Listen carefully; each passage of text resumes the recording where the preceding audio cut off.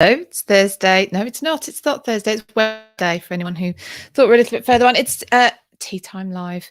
And I will get that right one day. It's because I've moved it, isn't it? I'm streaming live on Instagram, Facebook, and YouTube. Welcome, everyone. I hope your week is going well. Today's the anniversary of the marriage between Henry VII and Elizabeth of York. So, of course, we'll talk about that. I'll talk to you a little bit about Gloucester Cathedral and Sudeley Castle, as well as some interviews I've just, in fact, this morning, I spent a wonderful hour with Suzie Edge, who I will, so I'll talk to you a bit more about that, let you know what that was for and what's coming up. And I don't know, whatever else is coming up. We've got History After Dark tonight that we're continuing our season of the deceased git. So I'll tell you a bit more about that as well. So I hope you're all doing well. Let me know where you're watching from and what you're up to. Anyone do any history stuff this week? Anyone did any history related things over the weekend? Let me know. I've still not managed to get out anywhere new this year so far, but I have got plans for a few slightly more obscure places to go to soon, or less well-known places, so keep your eye out for that. If you're a patron, of course, you will get those kind of behind the scenes details before anyone else. Also, if you're a subscriber on Instagram now or a member on YouTube, so it's all very cool. If you're watching on Instagram and you want to support me, you can buy me a badge, which is always very lovely to see, and I'm always very grateful for. And hello, Emma. Hello, Rebecca on YouTube. I can't see Facebook comments, I don't think, while we're live, which is a bit of a shame. But if you're watching on Facebook, welcome. So let's get into it. So today is the anniversary of Henry VII marrying Elizabeth of York. So it was the 18th of January, 1486.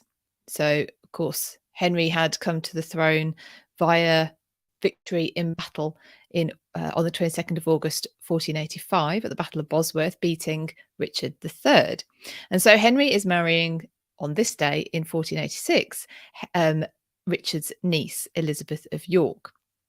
And there's a couple of reasons for this. One, the one that's given, I think, most often is it joined the warring houses of York and Lancaster in this sort of perpetual, it's all going to be fine now. We can't possibly fight because we're the same family. So there's clearly the sort of political alliance, and then, but also significantly, it's because Henry needed some legitimacy to his throne.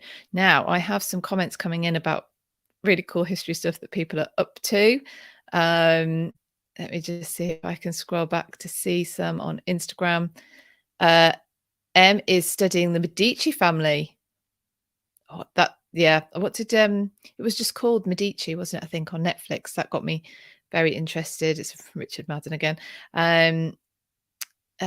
Llewellyn is going to see the Mary Rose. Would I recommend the Mary Rose? Yes, let me come back to that. I will talk to you a bit more about the Mary Rose then, if you're off to see the Mary Rose.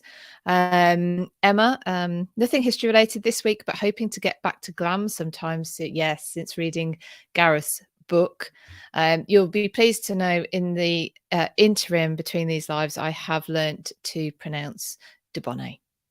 Because if any of you are watching last week or week before, I could not pronounce it correctly for love nor money. I just could not get the words out. So anyway, and I've tried a gin and de Bonnet. To me, it was an acquired taste, but people love it. The Queen Mother clearly loved it. But if you can drink those, you're a pretty sturdy drinker. Let me say that. So the Mary Rose. I'm trying to think now whether my talk is available on YouTube about the Mary Rose. So I did a talk on the Mary Rose for patrons. So if you're a member of my Patreon, you definitely have got access to that. The Mary Rose is, yes, definitely worth seeing. She's finally dried out a few years ago where they could, so the part of the process of preserving the ship was to dry out the timbers. And when timbers get wet, of course, all the cavities down to the cellular level are filled with water. So if the ship is just dries out, literally left to air dry, then those cavities sort of collapse because the water that's holding it together effectively is gone, and so it has to be replaced. So it's an incredible process. And when you go to the museum, there is videos on how they preserved the Mary Rose. The Mary Rose, for anyone who doesn't know, was the flagship of Henry VIII's, which was the beginning of the Royal Navy. This is the first time during Henry VIII's reign that the Navy is a sort of bought and paid for by the monarch, as opposed to just having private ships and then other people having private ships and they all come together when there's a sea battle. So Henry VIII is that's why he's sometimes referred to as the father of the Royal Navy. So the Mary Rose was his flagship. She was built a couple of years after he came to the throne, and she sank off the coast of far down from Portsmouth, Southsea. So she sank off the coast of Southsea, Southsea Castle. Henry VIII was actually there and saw the ship go down. She sank there a couple of years before the end of his reign. I think it was no, I'm not going to guess. I can't remember off the top of my head. So she is pretty much, not only was she his flagship, but she this ship, the Mary Rose, was an embodiment of his entire reign, if you like, in that way. So she goes down incredibly quick. There are a number of theories, which again, if you go to the Mary Rose Museum, they go through as to why she sank. One that sort of catches my eye and seems most logical is that she's heavily laden with gun, more gun than she was originally built for during the Battle of the Solent, and the gun ports, of course, are open on the, I think, is it 2 or 3 decks she's got guns on, and water gets into the lower deck via the gun ports being open, and that took her down quickly. As soon as water was on board, more water comes on board, and she sank very, very quickly. Because she sank very, very quickly, everything on board went down in situ. And then the recovery attempts were made immediately and sort of throughout the interim, with her finally been raised in, someone said they watched it. Is it 1982? She was raised from the bed of the Solent. Half had been sort of washed away in the centuries, and half of the actual structure of the ship had been preserved in the mud. But the number of artifacts that came up with her, I think, number into the tens of thousands, and they go from the arsenal that was on board, to the cook's vat, to the surgeon's case and what it contained, to personal items like combs, tankards, toothpicks. There is famously the skeleton of a dog, Patch, I think they've called him, and not all of them, but a significant amount of the artifacts are on display. And now that the ship is completely dried out with this waxy substance, layman's terms, replacing the water, which would have swelled in the timbers, she's now open to the air, which she couldn't have been before that process had been completed. So when you go to the Mary Rose Museum, you go up, sort of corridor like, and so you end up going up, along the bottom of the ship. On your right, I think it is, as you go in, you have the actual ship, you have the actual Mary Rose, and on the left you have the the artifacts that were found in situ, sort of on the other side of the ship. I'll say the other side of the ship. It could have been on that side of the ship, but you get my meaning. There's the ship, and this is the things that were found on this area of the ship. And you go up the levels, and you end up on the top level where you're not behind glass anymore. It's open, and you can look down on the ship. And it's really quite atmospheric and moving. There are skeletons that they brought up of men on board as well, so you get to hear about their stories. So yes, definitely would recommend the Mary Rose Museum. Thank you very, very much for the question. Right, everybody, so I can see more people joining. Hi, welcome. So we've just been talking about, well, I've started off with the anniversary today, which is the anniversary of Henry VII and Elizabeth of York marrying, and we just got on to talking about the Mary Rose Museum and whether it's worth going to see the Mary Rose ship. So before I move on, I do have some thank yous and some shout outs. So I have 4 new patrons this week. Kelly, Maria, Margie and Tiffany, thank you very much for joining Patreon. If you're interested in, we've got, there's a couple of things coming up. Book club, as I mentioned for the last couple of lives, we've got book club starting. And at the moment, if you join Patreon, my Patreon, which is patreon.com/British history, if you join, then you will have the ability to vote on which books out of the current shortlist, we are going to be covering in 2023. And that list, the final list, will be announced on the 30th of January, Monday the 30th of January, along with the schedule for the year of book clubs. So that's going to be fun. But also coming up, so I'm working on at the moment a blog on treason, and this links back to the anniversary of Henry VII, and what it reminds me of, should I say, that there's a link to the anniversary of Henry VII and Elizabeth of York marrying, because, as I said at the beginning, if you didn't hear, Elizabeth of York, of course, was Richard III's niece. Deborah, Patreon, yes, so it is Patreon, as you've spelt it there, patreon.com/British history. That's where you can find me on Patreon. It's £5 a month. You get book club, you get an exclusive blog a month, you get to ask historians your own questions when I interview them, you get to see the extended ad-free version of those interviews and behind the scenes stuff and all sorts as well. Mandy, thank you very much for the badge. Mandy's just bought me a badge on Instagram. Thank you very much. It does help me a lot. As anyone who's been watching me for a while knows, I'm saving up for a lapel mic so that I can do some out and abouts a bit better. So that'll be great when I can do that. In the meantime, I'll use my mic that has lost all its bits. But it still works as a mic. It's just lost all its bits. So so treason is. I'm working on a blog about treason at the moment for patrons. Also, if you subscribe to my Substack, if you're a paying subscriber, you get the blog as well. So, and the reason it reminds me of Richard III, which is the link to Henry VII and Elizabeth of York, is I had heard, or I knew, that Henry VII had dated his reign to beginning the day before the Battle of Bosworth.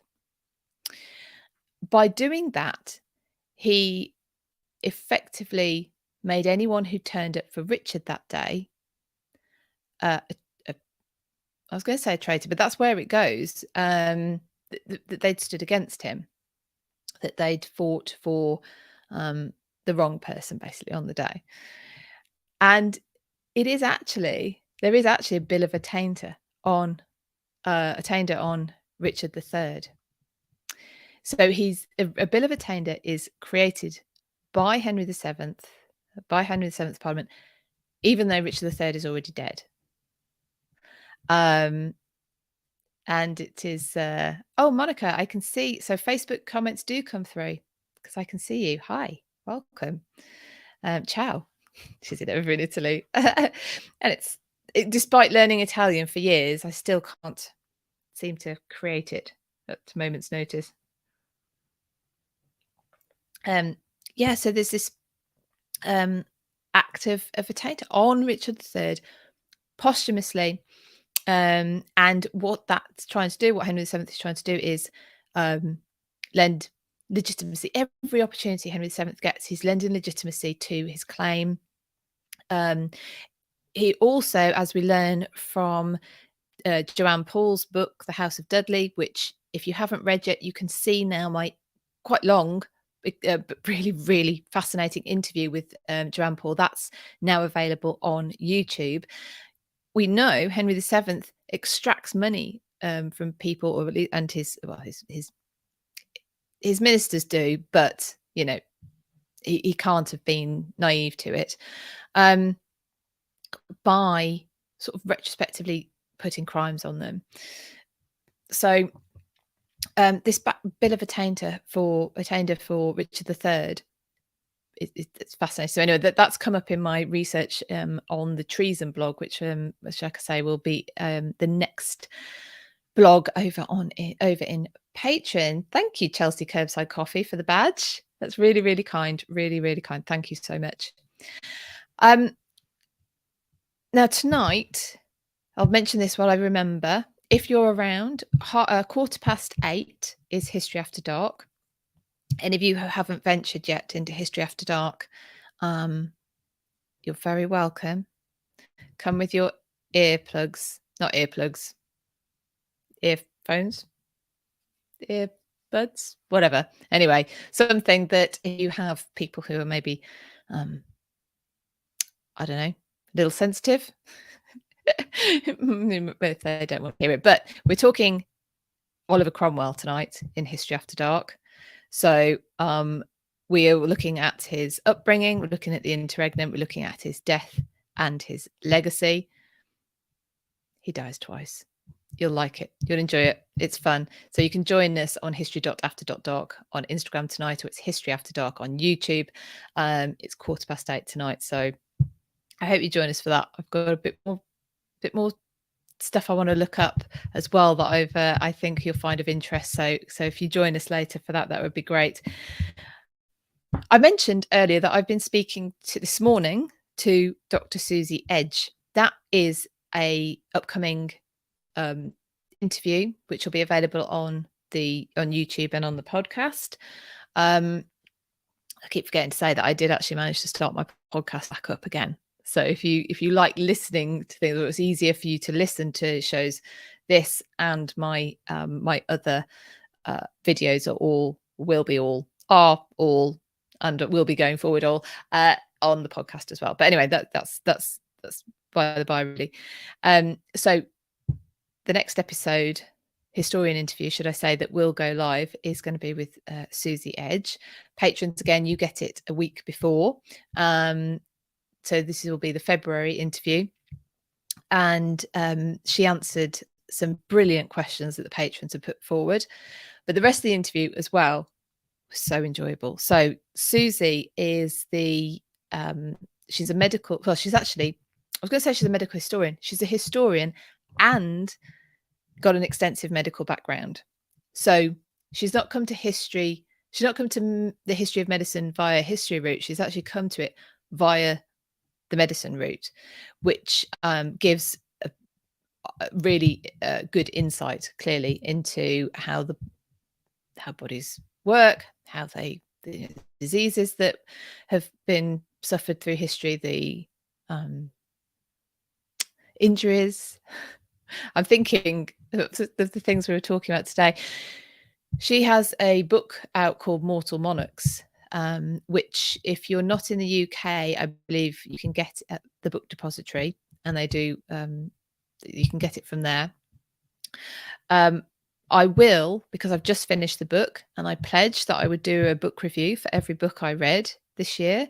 I will do a review of her book and post that on the website, on my website, britishhistorytours.com, probably next week, maybe the week after. I will do my best to get that done as soon as possible.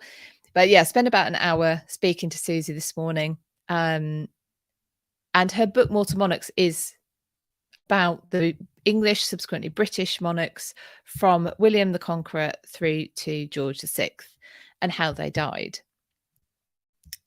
which sounds a bit macabre, but that macabre in the way that things are fascinating, because we're all a little bit fascinated by things like disease, death. I got to ask her about some of the treatments, in inverted commas, that were given to certain monarchs for conditions, which seemed obvious to us now that we're going to make the situation worse. But anyway, so that was great. That will be available next month. I've just mentioned as well about the interview with Joanne Paul, Dr. Joanne Paul. If you haven't seen that yet, it is a bit lengthy, I understand. So maybe you want to catch that one on the podcast, actually. You can get that now on YouTube. And my podcast is pretty much everywhere, I think. It's a British history podcast. There are others, I think, with the name British History. So maybe you need to look at my name, or you can go to my website and find the links to it. And yeah, so there's one ready to watch, and the one coming up. So look out for those. They're going to be really interesting. If you haven't already signed up to my Substack, there's a free version of my Substack. Anyone who wants the blogs, just only want blogs, can pay on my Substack. But there's the newsletter and other notifications come out for free on Substack. On there, I post all the links to everything we've been up to this week. So that'll have the History After Dark link. It'll have the link to this if you miss it, the link to anything else I've done as well. So last week I was talking about the House of Dudley, and also Gareth Russell and I got together to talk about the tour we've got going in June. It's the end of June, 29th of June to the 4th of July, which is the private life of Anne Boleyn. And Gareth is fascinating to listen to about, all history, but about Anne Boleyn. We're looking at, Anne the Queen, Anne the woman, by looking at different parts of her life, her childhood and her heritage. More specifically then from around 1533 to 1535, sort of the ascendancy and the happy, powerful maybe period that Anne had, and then the 1535 through to, of course, May 1536, when Anne is executed at the Tower of London, and just how and why that downfall was so quick. So that's going to be the tour. But if you want to listen to us chatting about that, that's available now on YouTube. It's about 15 minutes or so. Also, before I forget, there's about 2 or 3 early bird tickets for the Georgian Online History Festival left. So there's a 10% discount basically on early bird tickets. So if you want to join that, that's going to be in March, all online. If you can't meet us on if you can't join us on the actual dates that it goes live, all the talks will be available for a number of weeks following that. All the details can be found by going to britishhistorytours.com and having a look at events. Or again, if you're on Instagram, you can look through my bio. But yeah, the last few tickets, the early bird tickets, are available. So also, if you missed the Stuart online history festival, then you can add that as an add-on, and you can get that immediately. So it's pretty cool, isn't it? Oh yes, and we have the final speaker confirmed for the Georgian History Festival, a lady called Anne Stott, and she's going to be doing a talk about Princess Charlotte. I don't know if you all know who Princess Charlotte is. She's less well talked about, although I hear her being talked about more and more now, which is good. And she was a daughter of George, who was Prince Regent, became George IV. She was his only legitimate daughter. In fact, she was the only legitimate grandchild of George III at the time of her death. She was married to Prince Leopold of was he Saxe-Coburg? He was Prince Albert's uncle, who went on to marry Queen Victoria eventually. And she was married. She was pregnant. She went to full term, but she died in childbirth, and the baby died as well. So in one fell swoop, if you like, 2 generations, and the only legitimate line from George III was wiped out. So she is pivotal. She was a lovely and incredible person in her own right. So Anne Stott will be talking about Princess Charlotte at the Georgian Online History Festival in March. So like I say, if you want tickets for that, you can get them by going to my website, britishhistorytours.com, and having a look at events, and you'll find the link through to there to get your tickets. What else happened this week? I think I've told. There's a couple of places I was going to talk to you about. Turquoise Sunset. Thank you. I always love listening to you. Your delivery is very comforting and full of fascinating pieces of history. I'm just going to soothe you into your day, out of your day, through your lunchtime, wherever you are. I can see Liz is in Florida and Lisa's there. And there's so many people joining on Instagram. Hi, thank you so much. Sorry if I miss your name coming up. There's quite a few of you. So let me tell you about the reels that I've got on the 2 places that I think I spoke about Gloucester Cathedral last week. I've done a reel on Gloucester Cathedral, just the cloisters. For now, I've got other things coming up as well. I'd done a reel about Bishop Hooper and his monument that is at just outside the west gate of Gloucester Cathedral. The memorial to him is on the site that he was burnt at the stake under the reign of Mary I. Anyway, so the cloisters, I put the reel on and people are like, this looks like Harry Potter. Well, of course, the cloisters were used in Harry Potter, used in other films as well. So I did a reel about that because they're just so beautiful. And there's then they're complete, and you've still got the lavabo.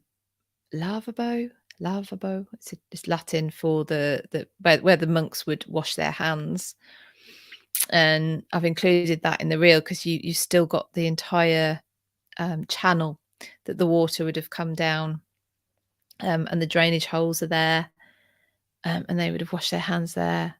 So you're stood. You have to be stood where the monks of Peter's Abbey, as it was stood, because it's where they wash their hands. They must have stood there. You're so close. You're so close to them. It's amazing. And Gloucester Cathedral is it is part of, it's one of the stops, on the Private Life of Anne Boleyn tour, which I was just talking about earlier, the one Gareth and I have been chatting about, and you can see us chatting about it on YouTube, because Anne and Henry visited there in this progress of 1535, this middle, well, we're breaking it up into 3 sort of parts, or Gareth is for us, when we look at Anne's life, and we're looking at Anne Boleyn's life, if you've just joined us, 1533 to 1535, the start of the progress, this summer progress, very lengthy summer progress, where Anne falls pregnant. Everything should be, her star's rising, everything should be going her way, but of course we know within less than a year she has been executed basically by her husband, on the orders of her husband. So it's going to be fascinating. Gloucester Cathedral is one of the stops for people who like I hope you do actually, like other periods as well. It's also the burial place of Edward II, who, that's another person actually who came up in my interview with Suzie Edge, just so you'll be able to see that next month. He's the one everyone's heard of. If you don't even remember his name, you probably remember the story. This is the king who was murdered at Berkeley Castle, also in Gloucestershire. Thank you, David. Just seen David's comment. Thank you. Supposedly with a red hot poker inserted into places you do not. We don't want red hot pokers inserted anywhere, but supposedly in a way. In a bid to not create any lasting or outward signs of murder on his body. I mean, I know you'd have to look, but I can't imagine that there was just, anyway, it's more probably, most likely, a commentary on what was perceived to be, the morality of the king, because he was homosexual. So this was a narrative, a titillating story, really, about it. It's far more likely he would have been smothered. I mean, if you've got the choice let's not go into how to murder somebody, but in medieval times, whatever, smothering was much more likely. But anyway, he's buried. So we're going to Berkeley Castle as a stop on this tour as well. So anyone who's with me in June and July, you get to see Berkeley Castle and Gloucester Cathedral. Anyway, so you actually get to see they were doing Anne Boleyn. You get to see these two places linked with Edward II as well. So his tomb is in Gloucester Cathedral, as is Robert Curthose, who, again, you might recognise his effigy, because he's crossing his legs in not just his ankles, his actual, like, his knee is up, his one knee is up, and his legs are crossed. He's in red, as far as I remember. Robert Curthose was a son of William the Conqueror. He was the second son. So when William the Conqueror died, there was the method of primogeniture wasn't actually fully established the way we think of it as being. So not everything automatically went to the eldest son, another William. William decided to divvy it out. So William Rufus, as he was known, William II, would become William II of England. Robert would become Duke of Normandy, and then Henry was left without anything.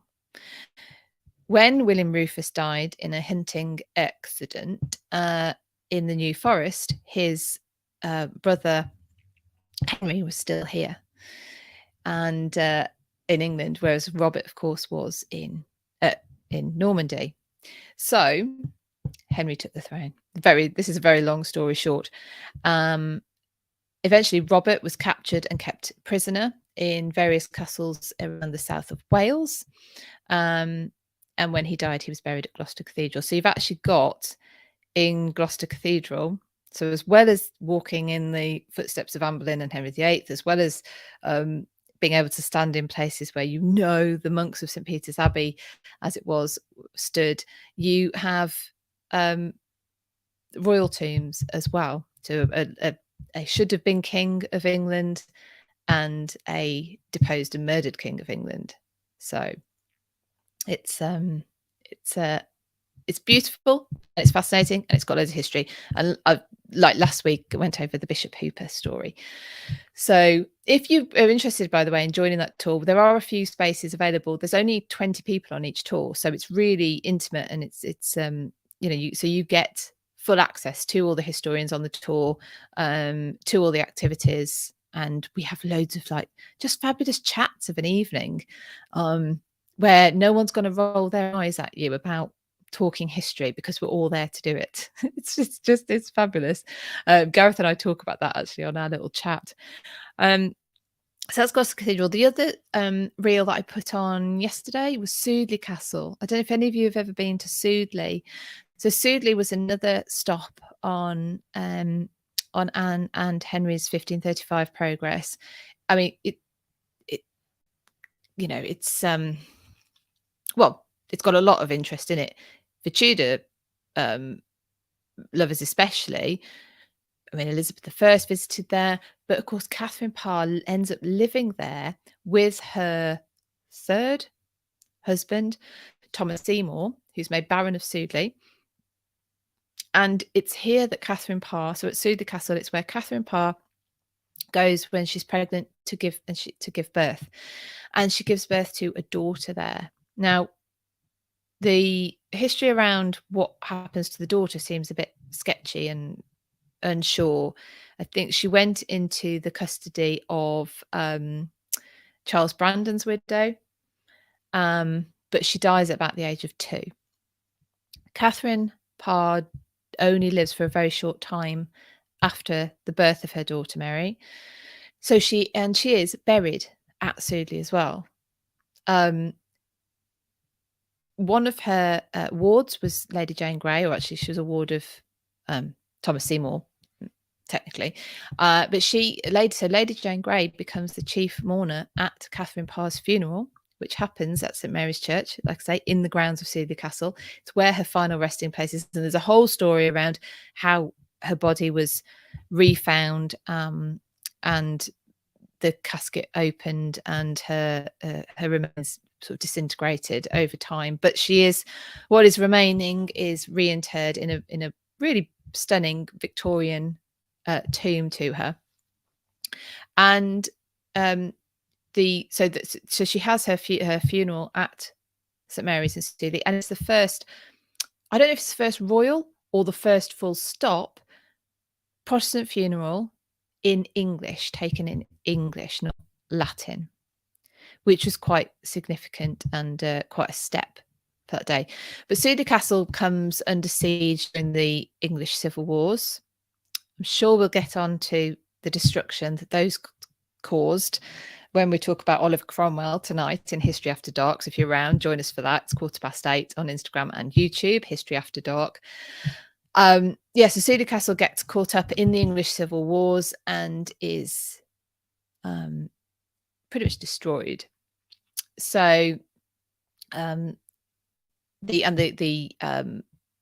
chapel where Catherine Parr was had her funeral and was buried was decimated. They used the altar as a butcher's block when there was parliamentarian forces stationed there, garrisons there. So there's loads of history. You can still see a cannonball hole in one of the turrets. So someone's asking me a question. I've got no idea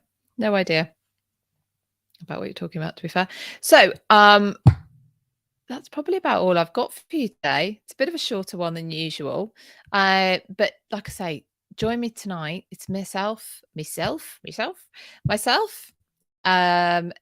Catherine Brooks, who has changed her name on Instagram. She's now the historical collaborator, which is actually what she does for a job, so that's very good. And Cat Marchant, who is reading the past on YouTube. We are going to be talking about Oliver Cromwell.